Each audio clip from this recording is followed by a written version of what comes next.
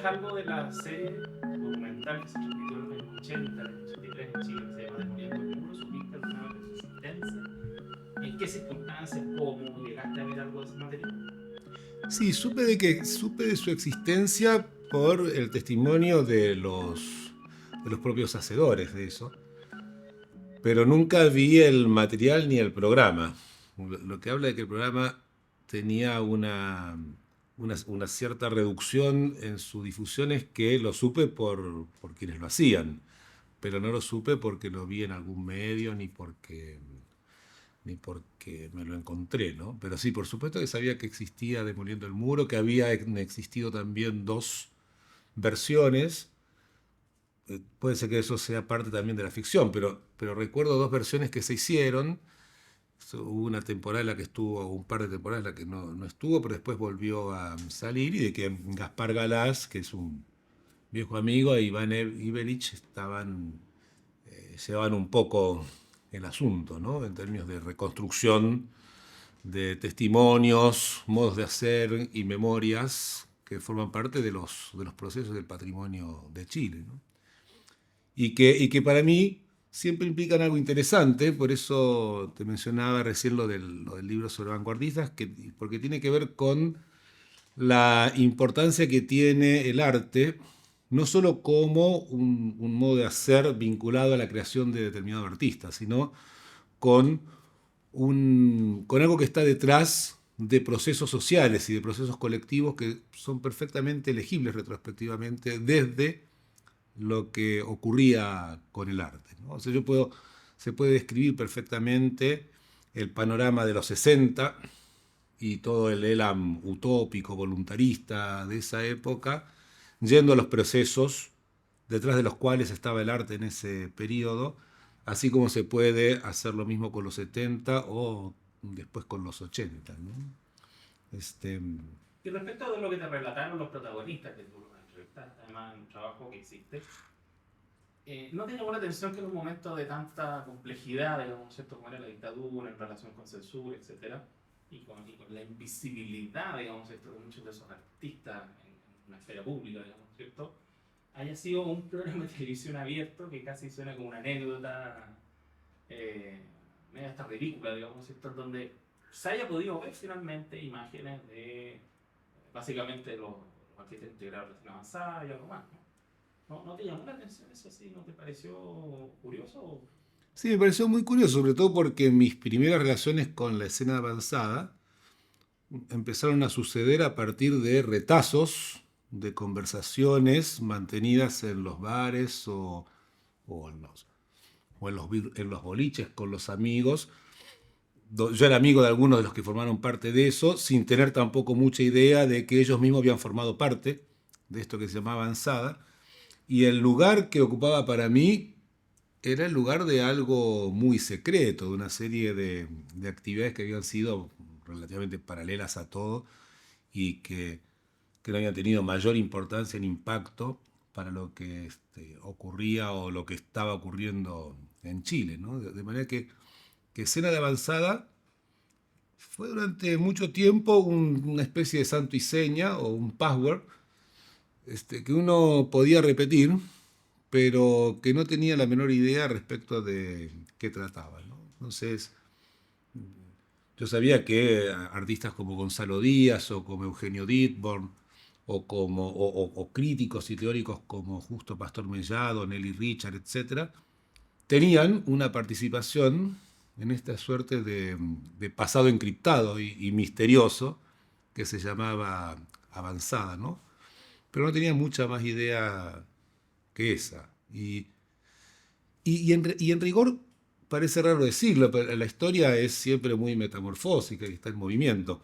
Nadie tampoco parece haber tenido mucha idea, ¿no? Es decir, que la escena de avanzada, yo casi puedo recordar el momento en el que la escena de avanzada empezó a cobrar una importancia para los modos de la memoria en el país. No lo era en sí misma, ni siquiera para quienes la habían animado en su época, que era también una época muy subterránea y una época de un gran desamparo para las prácticas del arte crítico en Chile, probablemente en Latinoamérica también, ¿no? Entonces, me parece interesante resaltar eso porque recuerdo una tesis que se escribió sobre la escena avanzada. Era una tesis muy interesante, de esas tesis obsesivas y probablemente inútiles para mucha gente, pero interesante por esto, porque revisaba los modos de aparición de ese término en libros, ensayos,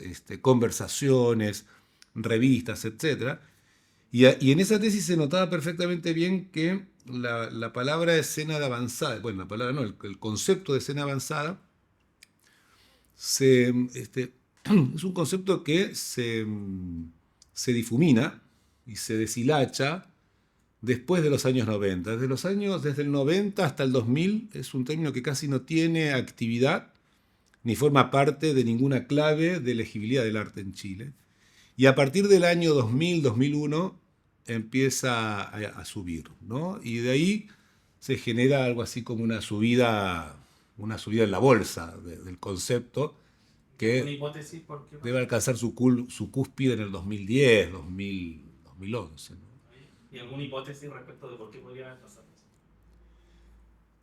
Sí, sí, yo creo que la hipótesis es que fue una escena, creo que eso siempre le ocurre a la historia, que los que, los que son contemporáneos de su propio presente desconocen en muchos sentidos cuán protagonistas son de ese presente. O sea, la historia de algún modo es algo vivido por mí, escrito por los que siguen y por los demás, y, este, y eso generó que Gonzalo Díaz o Eugenio Didborn o Carlos Altamirano o Diamela Elti o incluso Nelly Richard no supieran muy bien si la escena de avanzada era algo que tenía un sentido o había sido una invención relativamente momentánea de ellos durante un periodo específico del país.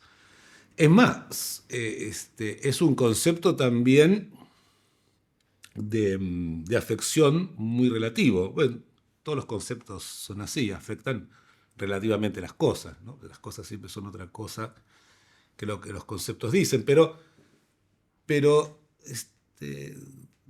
recuerdo que cuando yo empecé a armar los filtraciones, y cuando armé el Filtraciones 1, que era un libro de conversaciones fundamentalmente con la generación de esa época, ninguno decía haber tenido que ver con la escena avanzada, ¿no?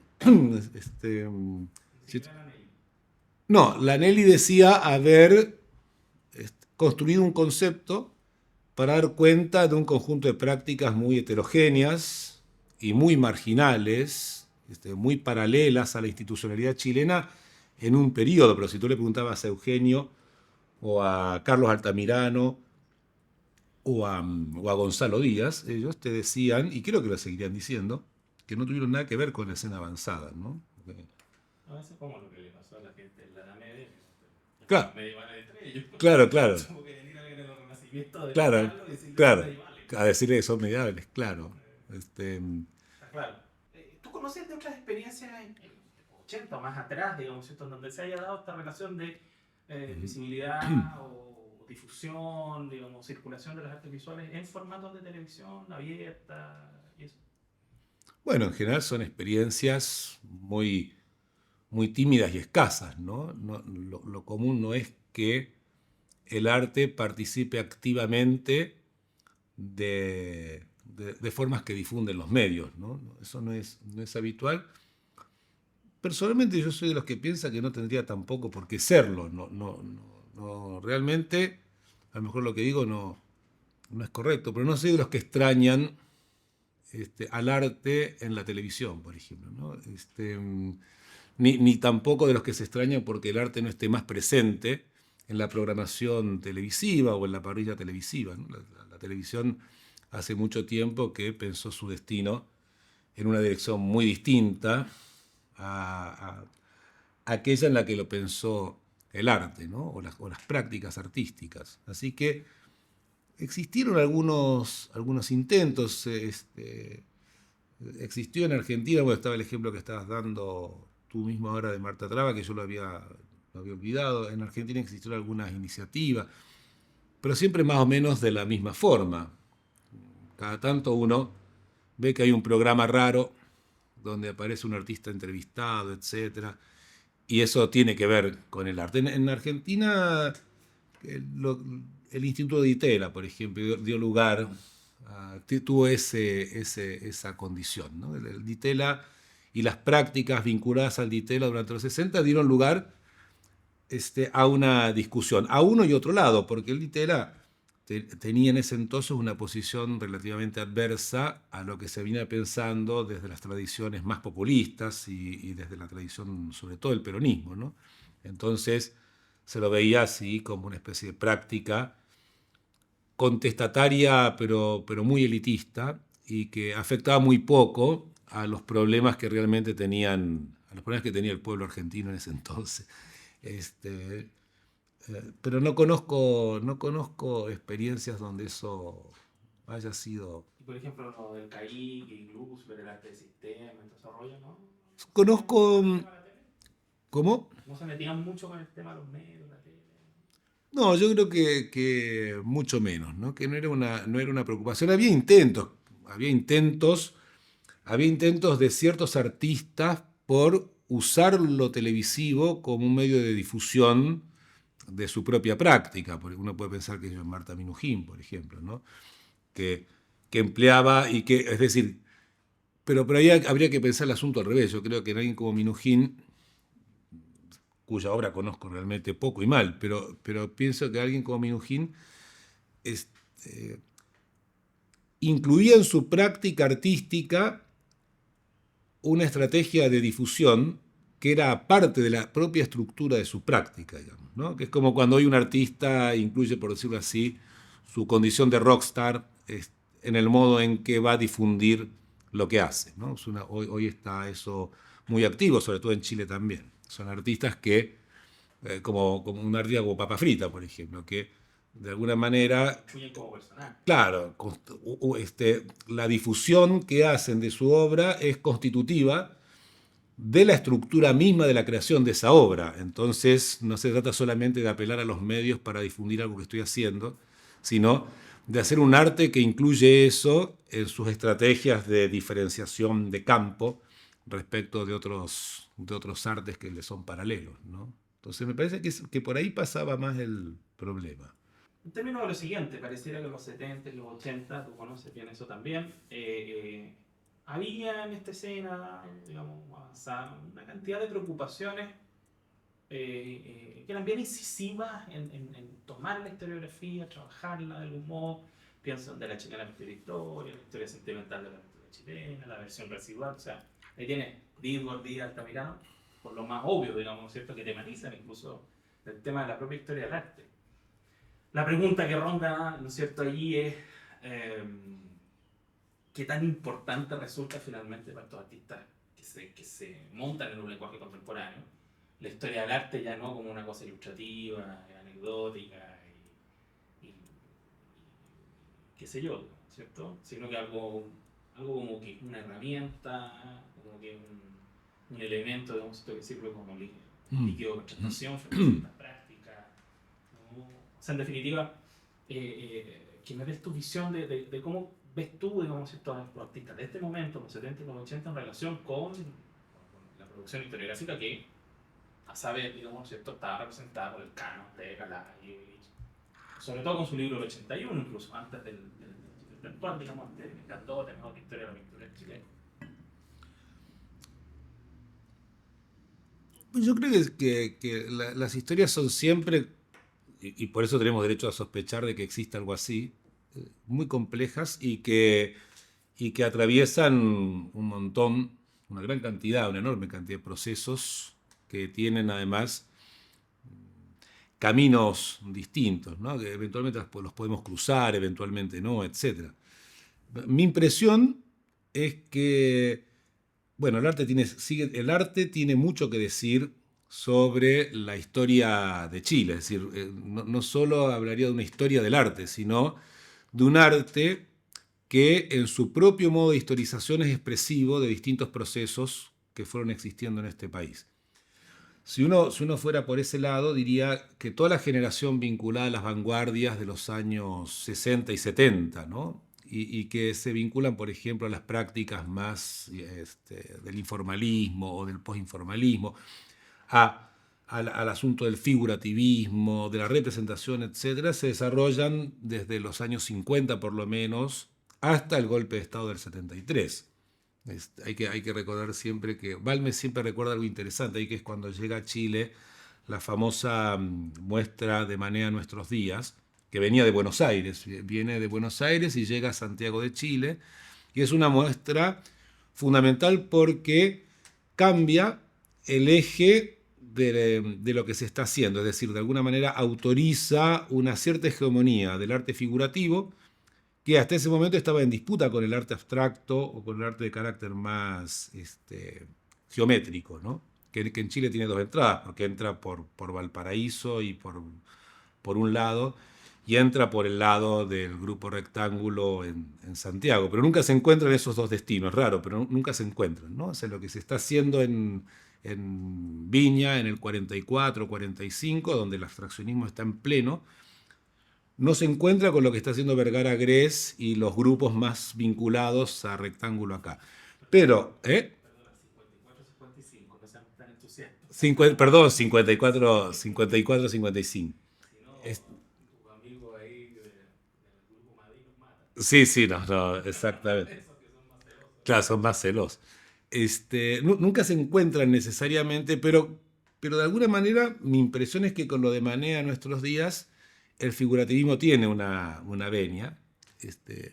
Por ese entonces, por ejemplo, ese momento coincide con algo que estaba ocurriendo en Argentina, que Torcuato Di Tella toma el patrimonio de su padre y lo quiere invertir en colecciones. Su tendencia es, en ese momento, arte abstracto, pero se da cuenta que el arte abstracto es muy caro en el mundo en ese instante, y empieza a comprar obras de carácter más posimpresionista, porque tienen un mejor... Pero todas esas decisiones son decisiones también dadas por recursos económicos que tenemos aquí. Y en Chile pasa algo similar con el Grupo Signo, que, que está formado por Balmes, Alberto Pérez, Gracia Barrios y Martínez Bonatti, y que empiezan a desarrollar una serie de prácticas muy vinculadas a un vanguardismo que es el del arte que va a cambiar la vida, ¿no? O sea, el arte es un gran dispositivo de transformación de la vida, y el futuro histórico de Chile y la producción del hombre nuevo de alguna manera está en manos del arte. Viene el golpe en el 73 y eso gira enormemente, pero toda la historia gira, porque obras como la de Gonzalo Díaz, la de Eugenio Dittmar o la de... no solo representan una revisión muy exhaustiva e intelectual de la historia de la pintura en Chile, y fundamentalmente, como diría Mellado, una historia de la Mancha, digamos, ¿no? Es como la transformación radical de una lectura del manchismo en el arte, sino que también expresan un vuelco completo en esta expectativa que tenía el arte de transformar la vida, porque es como si de alguna manera el arte se convierte en un dispositivo que testimonia de que la vida es una mierda y ya ha sido completamente configurada y determinada por los dispositivos de poder. Y por lo tanto, el arte adquiere ahí un sentido muy testimonial, ¿no? Mostrar que no hay nada que hacer con la vida, salvo exhibirla en su grado de mayor denigración. Yo creo que obras muy heterogéneas, como la de Lepe, como la de Diamela, como la de Zurita, la del Cada, la de Visuala, etcétera, la de Eugenio mismo, están asociadas a eso, ¿no? O sea que el arte ha hecho este giro abrupto. Y con eso es interesante porque es como si nos hubiésemos adelantado a un debate que a la academia llega muy tarde, como siempre, todo llega tarde, aunque los conceptos no hayan sido manejados en ese momento. Porque es como que pasamos de una especie de esperanza absoluta respecto de que los intelectuales, los artistas, los escritores iban a cambiar el mundo y por fin iban a cambiar la vida de todos, a un lugar donde los intelectuales, los escritores, los artistas, etcétera, eran los sujetos privilegiados para denunciar lo que los pueblos no podían ver. Es decir, que habíamos sido todos ya determinados por el poder y que no podíamos ir más allá de eso con nuestras vidas. Mi impresión, y por eso no me considero, no comulgo ni mucho con ese tipo de intelectuales, ni mucho con ese tipo de artistas, es que ninguna de las dos cosas es verdad, ni tampoco interesante. No me parece que, no es cierto ni que el arte pueda cambiar la vida, ni tampoco que el arte sea un dispositivo privilegiado para dar cuenta de que la vida haya sido completamente destinada, ¿no? o construida. Pero sin embargo, en Chile vivimos, por lo menos desde los 60, y toda la anímica prometeica, que era parte de esos años, hasta los 80, mediados de los 80, en esa doble operación. Y me parece que esa historia el arte la está contando, ¿no? Y la está contando en su momento, con muchísima precocidad respecto de las decisiones que después va a tomar, por ejemplo, la filosofía, cuando se vuelve biopolítica en los años 90. ¿No? La filosofía llega a la biopolítica mucho tiempo después. Dittborn ya es biopolítico en los años desde la chilena pintura e historia. Ella pensó el problema de la biopolítica. La biopolítica está pensada ahí, con una obra como la de Dittborn. Y después de los 90 viene Agamben, vienen las lecturas de Foucault, y se instala todo el debate sobre, viene el asunto de Carl Schmitt, y se instala todo el debate sobre la biopolítica en la universidad, pero eso ya está instalado por procesos artísticos aquí. Entonces eso me parece que es algo que hay que contemplar. Ahora, perdón, se me quedó algo. Eso en una lectura. Habrá quienes digan, y no estaría mal tampoco, que lo que hace el golpe de Estado es desmantelar todo el aparato de producción, difusión y enseñanza artística que pasaba en esos años fundamentalmente por la Facultad de Bellas Artes de la Universidad de Chile, porque ahí estaba Balmes, ahí estaba Gracia Barrio, ahí estaba Martínez Bonatti, y que sucedió ese desmantelamiento, estos jovencillos que venían atrás empiezan a comer lugar y diseñan una estrategia que es simplemente una estrategia de ocupación de un lugar que les ha quedado liberado por el barrido de la generación de los 60 de los lugares más públicos, ¿no? Y eso también se podría pensar así. ¿Por qué no? ¿No te parece a ti que hay ciertos artistas ahí en esos momentos que son capaces de leer esa suerte como de precursividad que tú ves en Dittborn y que muchos ven en Dittborn, etcétera, ¿no? Más que ser un padre totémico, castrador, esta cosa tan como, digamos, ¿cierto? De estrategia, digamos, ¿no? De inscripción, sino que más bien esto otro, digamos, ¿cierto? De ver ahí una cuestión que adelanta una discusión que, como tú muy bien dices, no estaba en la universidad. Entonces yo pienso, creo que me estoy formando a principios de los 90 y que tengo una cierta capacidad crítica, etcétera. ¿Tú crees que esas obras sirvieron como de referencia en esa línea, en esa densidad? ¿Qué piensas? Yo creo que no.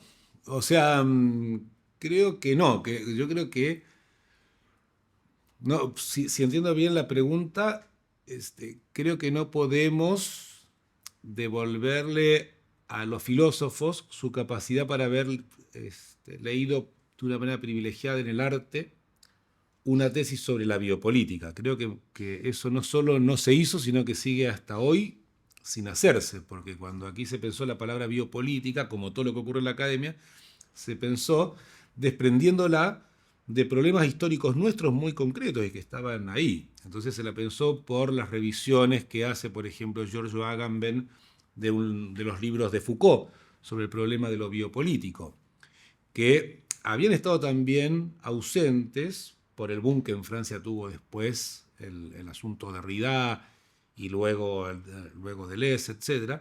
Y fue retomado en los años 90, ¿no? Yo creo que fundamentalmente a partir de la caída del muro de Berlín en el 89, y entró más por ese lado, es decir, entró por un lado bastante abstracto y bastante desafectado en relación a lo que nos estaba ocurriendo aquí con los procesos artísticos. Y al revés también. Pienso que un tipo como Dittborn no sabía que estaba haciendo eso, es decir, no sabía que lo que estaba haciendo era biopolítica en el campo artístico. Lo estaba haciendo, pero en esa época el concepto no existía y nadie lo utilizaba, ¿no? A pesar de que sí, ya estaba en esa impronta. De alguna manera sí, creo pero creo que, por ejemplo, alguien como Mario Navarro entiende ese asunto desde una dirección muy distinta a cómo lo puede entender Camilo Yáñez o cómo lo puede entender Patrick Hamilton. Creo que de todas maneras tienen otro problema, porque ya son artistas que pertenecen a la época de la formación del arte como profesión, como carrera, ¿no? Eso no hay que olvidarlo, ahí hay un corte importante porque de alguna manera el grupo de Voluspa Jarpa, de Patrick Hamilton, de Camilo Yáñez, bueno, la generación más que el grupo, Iván Navarro, etcétera, son chicos que se forman en la carrera artística, ¿no? Entonces están mucho más determinados por eso, están mucho más determinados por una operación como la de Duclos para mí, ¿no? Porque Duclos de alguna manera es el que ahí instala esta pregunta por cómo vamos a vivir del arte, ¿no? O sea, cómo podemos vivir de la profesión artística, que es una pregunta que en Díaz o en Dietborn incluso no está instalada todavía, porque ahí se vive porque ahí se vive aún un elogio de precariedad, ¿no? Es decir, ser un artista precario y trabajar con lo que hay es más inquietante y más contestatario, ¿no? Y, y eso explica que hayan existido todas estas especies de pequeños detalles en las tarjetas, las invitaciones, los catálogos en papel roneo, con la impresión muy reventada sobre el papel, con esos espiralitos a los Joseph Beuys que le gustaban a Eugenio, pero el Pancho Smith también tenía trabajos así. Claro, toda esa cosa precaria que está está muy bien resumida en una frase que alguna vez le oía a Gonzalo Díaz, que es, eran, eran regalos suntuosos entre príncipes pobres, ¿no? Es este juego de hacerse estos regalos tan suntuosos entre príncipes que no tenían ni siquiera para comer, porque no hay que olvidar que obras como la historia sentimental de la pintura, se hacían yendo a la fotocopiadora de la esquina, pegando los materiales, trabajando en una mesa en la cocina. Había que levantar, había que levantar las tablas con los tomates para tirar ahí un papel y empezar a dibujar o a hacer lo que había que hacer.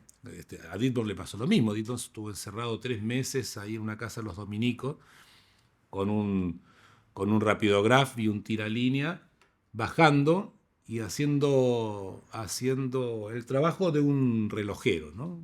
Dietborn a Dietborn el golpe lo convierte en una especie de relojero de los años 30, que usa la lente, desciende sobre el mecanismo y empieza a revisar los rotadores más pequeños, ¿no? Y es muy distinta, de hecho, creo que el tránsito de los 70 a los 80 en el arte se reduce, también se puede leer desde esos gestos corporales, ¿no? En Balmes tenemos al pintor con el delantal blanco lleno de pintura que tira acrílico, vacía tarros y pegotea recortes de diarios o recortes fotográficos contingentes en el bastidor, pero que tiene una especie de distancia, ¿no? O sea, Balmes mira el bastidor desde lejos y le tira cosas.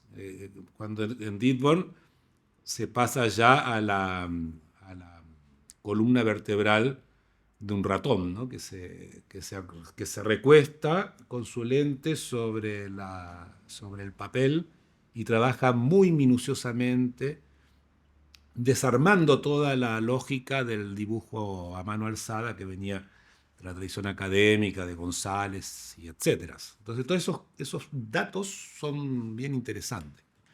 Creo que en los 80 había un pequeño archivo, había todavía había un primer artista, por decirlo así, un atisbo de artista al que le importaba el archivo.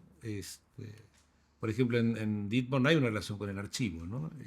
Una relación bien temprana.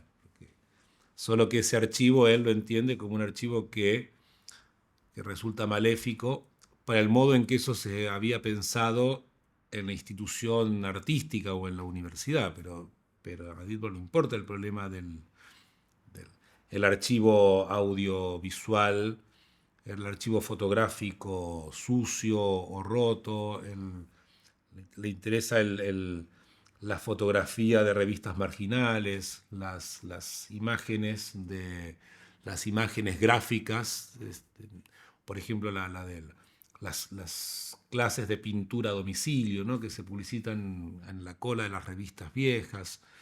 Hay un archivo en esa generación que, que luego empieza a ser reclamado, creo que por una razón política, que es válida y que yo no pasaría por alto, que es que la sensación que quedaba para las generaciones de los 90 sobre lo que había ocurrido con el archivo después del golpe era que en medio del desquicio cada uno había arrancado con un pedazo de archivo en sus manos y eso afectó enormemente el problema del archivo, no porque afectó el archivo mismo, sino porque afectó el concepto público de archivo y el concepto de patrimonio que debe tener el archivo, ¿no?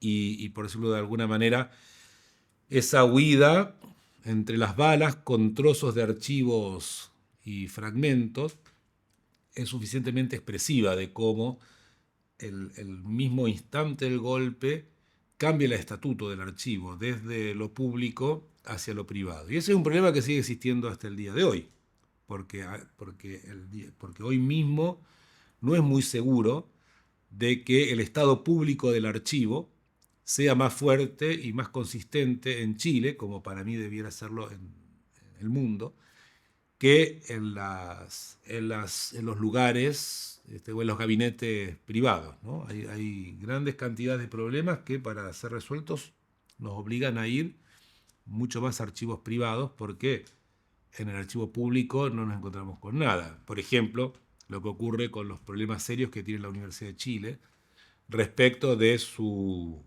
propio archivo, ¿no?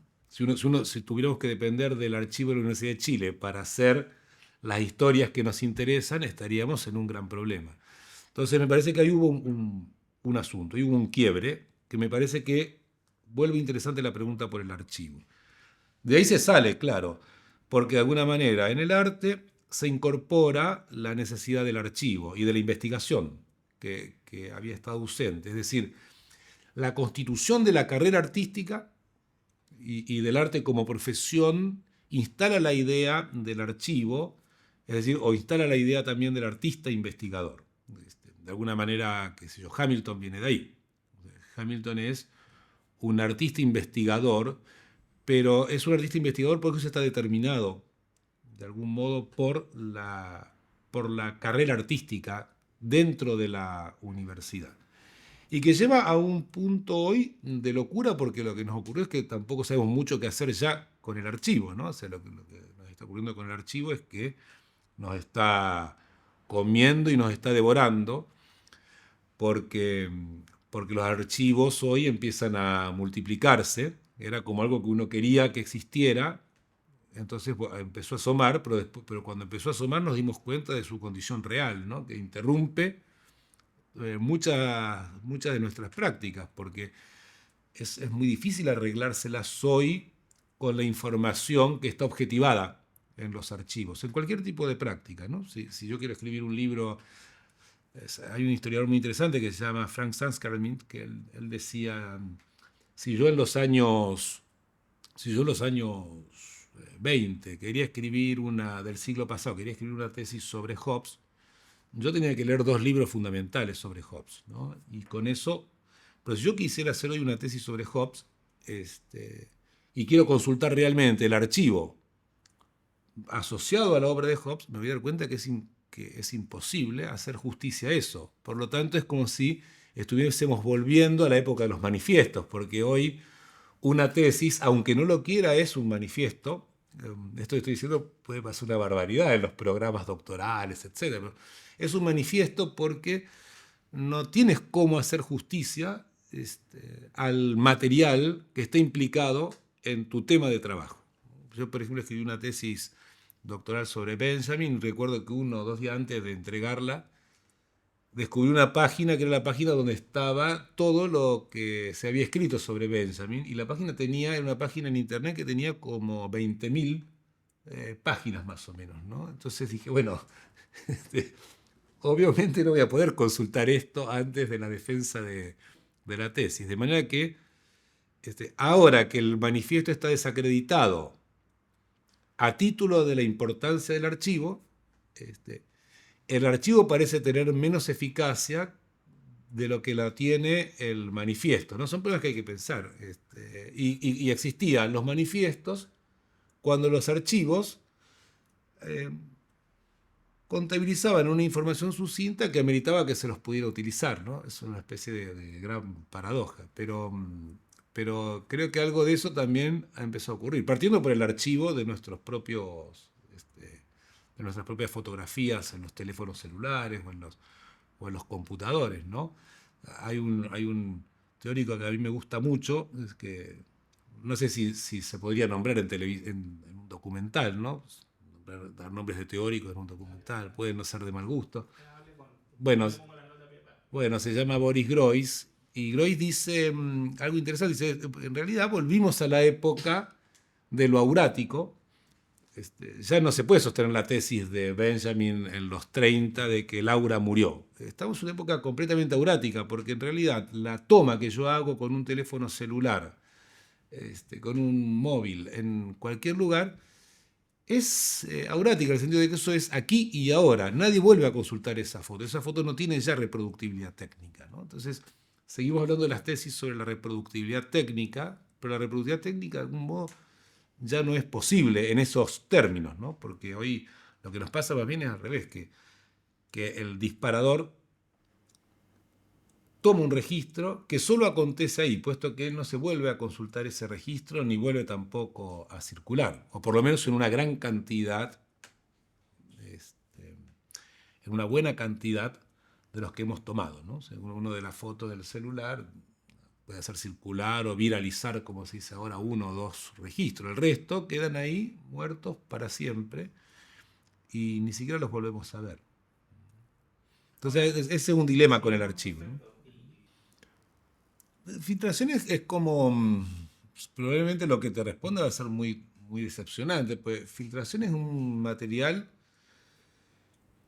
que, que yo empecé a elaborar a mediados del 2000, no me acuerdo ahora bien, pero creo que fue como por el 2005, por ahí, y que tenía que ver simplemente con un proceso de exploración y de averiguación personal, ¿no? Es decir, que en realidad yo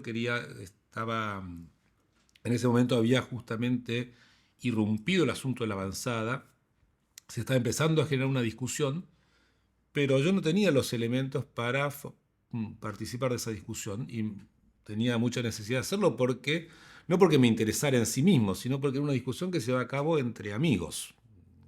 Dicho literalmente, nos sentábamos en un bar con Nelly, en ese entonces con Nelly Richard, con Willy Tayer, con Pérez Villalobos, con Diamela Eltit, etcétera.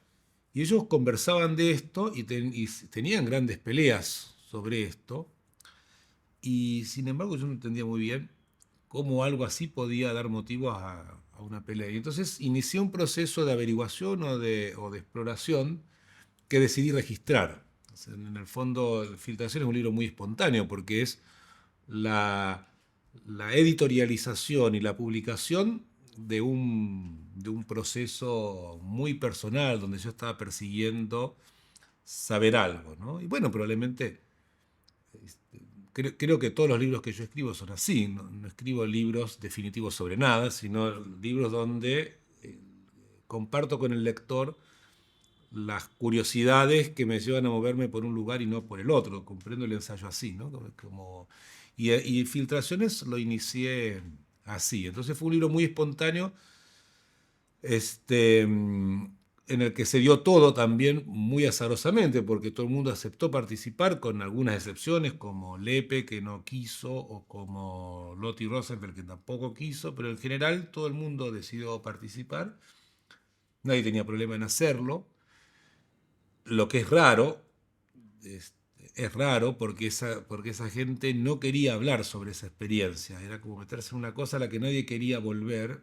Pero sin embargo no tuve que convencerlos. Yo creo que me favoreció a lo mejor el hecho de no ser chileno de nacimiento, como dice la canción, ¿no? Entonces dije, bueno, con este tipo que viene de afuera, no sabemos muy bien quién es, no es un tipo al que identifiquemos como estratega dentro del campo del arte. Bueno, podemos conversar con él, ¿no? Entonces todo el mundo conversó y con eso yo armé y editorialicé el libro. Pero además, tratando de que quedara el registro conversacional, ¿no? Es decir, cuidé mucho de que fuera un registro conversacional, es decir, muy aterrizado el que estaba ahí y no ese registro de conversaciones que no parecen conversaciones porque están hiper escritas y reescritas. Así que limité mucho a cada uno respecto de qué corregir y qué no.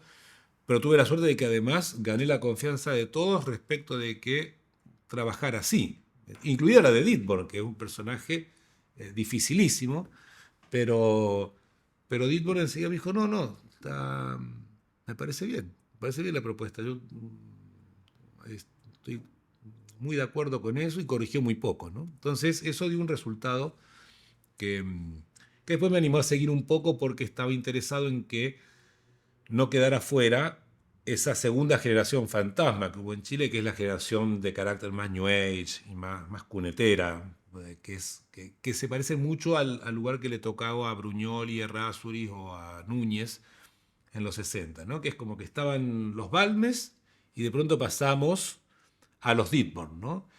Y esta generación, que fue muy interesante, quedó ahí en el medio y de alguna manera se perdió. Por eso tienen que hacer programas de televisión. Bueno, eso no lo ponga, pero tienen que hacerlo porque también hay una reivindicación generacional. La generación de Gaspar, de Bruñoli y de todos ellos es una generación que quedó este, muy como una guarnición olvidada del sándwich, ¿no? Para tu tranquilidad ahí, el programa este que te va a dar curiosidad verlo sin duda, es bastante ecuménico. Sí, sí, sí. Por la naturaleza de ellos, que son muy ecuménicos, Sí. y también porque...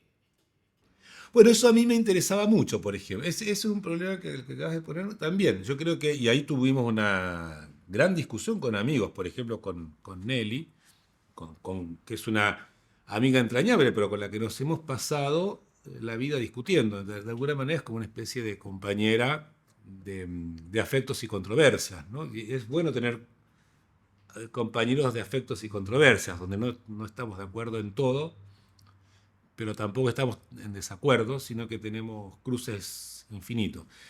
Y siempre a mí sí me pareció que esa era una generación que se quedó, por eso el secreto y el tema del archivo, se quedó vigilando demasiado esta práctica retrospectiva. De alguna manera no la quiso museificar, sino que la quiso congelar y encerrar en un gabinete o en una corte, porque es una escena de corte, la escena de la avanzada es una escena barroca. Si uno la lee desde la cotidianidad del barroco, es decir, la miserabilidad de la historia, la imposibilidad de cualquier destino salvífico, la muerte de cualquier progreso o de cualquier Mesías que pueda salvarnos, y el ingreso de la historia misma en la corte, en la pequeña intriga, en las guerrillas de carácter cultural.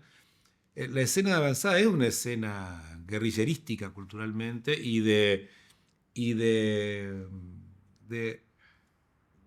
fabulosa decadencia, ¿no? Si se pudiera decir así. Hay una formidable decadencia en el estado de las prácticas que ahí se están cruzando, ¿no? Estas especies de guerras inútiles y que no le importaban mucho a nadie, entre Lepe y Marchán y Díaz con Mellado, etc. Eran peleas que eran tremendamente importantes para cuatro gatos locos, no tenían ninguna trascendencia más allá de eso.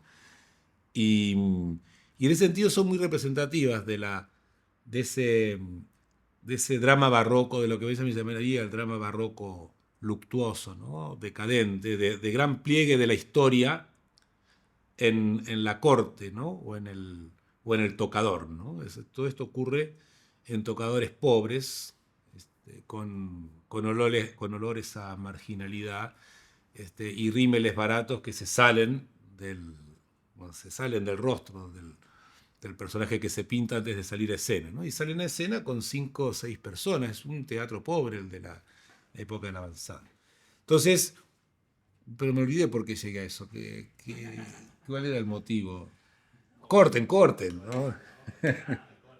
Corten. Todo en una sola toma. Sí, todavía es una toma. No, pero me olvidé por qué No, venía. porque y Ah, esa especie como de visión de la posteridad de uno, digamos, sí, ¿cierto? Que finalmente, aunque les pene y aunque no les guste, digamos, esto va a tener que ser de uno al lado del otro. sí. Es que me hiciste acordar ahora que. Efectivamente estaban uno al lado del otro. Claro, claro. Es que justamente ahora que dijiste eso me hiciste acordar del problema, que era lo de la desconfianza. Entonces yo creo que esa generación fue una generación muy desconfiada y que en un sentido le hizo también mal a este país, porque es una generación que, yo no tengo ningún problema en decirlo, es una generación que le dio a la memoria, o a eso que se llamaba políticas de la memoria, un papel demasiado pasivo, ¿no? O sea que hacer memoria de alguna manera era vigilar el destino irreversible de la historia. Y eso creo que en Chile se empieza a romper en el 2010, en el 2011 con la gran movilización estudiantil, y ahí el arte tiene todo que ver también,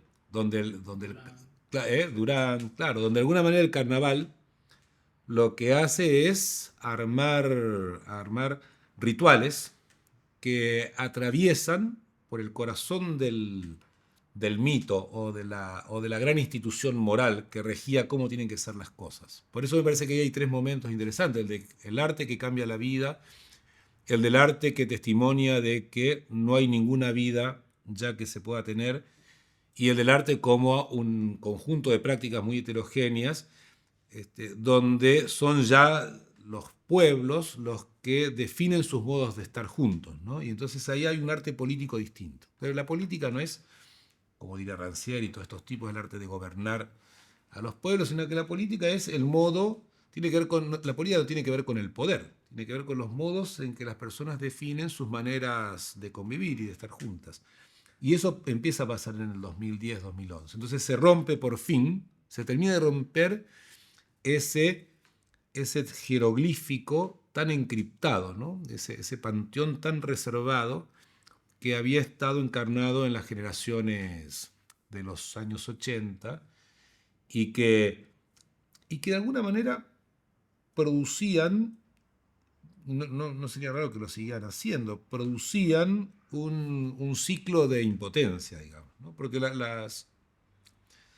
problema de las potencias colectivas o de las impotencias son también problemas colectivos, ¿no? Son pasiones que pueden encadenarse para un lado, pero también se pueden ir para el otro. De pronto hay una impotencia general y una cierta actividad empieza a contagiar y se genera un tránsito que va de una memoria muy pasiva a una memoria activa, es una memoria que hace cosas, ¿no? Y la gente empieza a hacer cosas. Y creo que desde los 90 a hoy se ha logrado hacer ese cambio en Chile. O sea, me parece que Chile cambió muy, muy radicalmente, aunque todavía no es quede expresado, no se note. Pero ese cambio está ahí, también puede ser explorado a nivel del arte, ¿no? Y creo que, claro, que de los años 90 en adelante, eso empieza muy lentamente a transformarse. Hoy tenemos una gran cantidad de artistas más jóvenes, los chicos de las generaciones ya de los 20, 25, etcétera, que comprenden el arte como hacer cosas, no tienen problema en publicar borradores, digamos, y que le cambian la lectura a lo que ocurre en esta cosa medio rusa, medio soviética, ditborniana de los años 80, porque en Ditborn, por ejemplo, hay una paradoja que es que probablemente lo más importante de Ditborn en Chile lo debemos a que es el tipo que instala el proceso, ¿no? Instala el proceso. Cuando tú instalas el proceso en el arte, quiere decir que desnudas los procedimientos artísticos, desnudas los recursos y los exhibes en su totalidad. O sea, de alguna manera, ahí el arte tiene que ver con exhibir el secreto. Un problema que está, por ejemplo, en Malevich o que está en Bertov, está en toda la vanguardia experimental soviética de los años 20, ¿no? Es decir, exhibir, desnudar el procedimiento, mostrar qué es lo que está detrás.